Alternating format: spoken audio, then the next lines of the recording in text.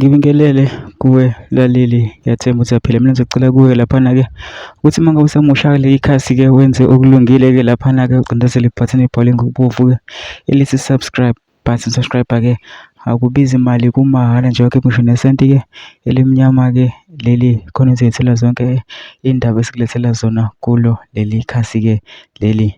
Udaba ekulethele lona-ke namhlanje lethi-ke uRamaphosa kuseveze ukungaziwa laphana-ke ngopresident we-MK laphana-ke uJacob Zuma ngokuthi-ke wasuspendwa kanjani kwi-ANC, wachaza nangomkhonto wesizwe-ke. Kodwa-ke mina ngifuna ukuthi wezwa ngami-ke ngizoyidlala-ke i-clip lana-ke uyizwele wena-ke. Ngizosekucela kuwe-ke mina ukuthi-ke masuyizwile-ke le clip-ke ungene ema-comment section for ubhale ucabangani-ke ngalo-ke lelu daba-ke leli, bese ucindezela nebhathini elibomvu laphana-ke subscribe-ke akubizi imali, kumahhala nje ngisho nesenti elimnyama-ke leli-ke. Nayo-ke le clip-ke awuyithokozele.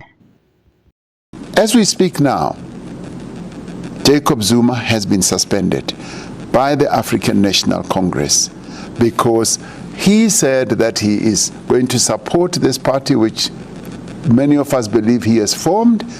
And on top of that, he says he wants to remain a member of the ANC.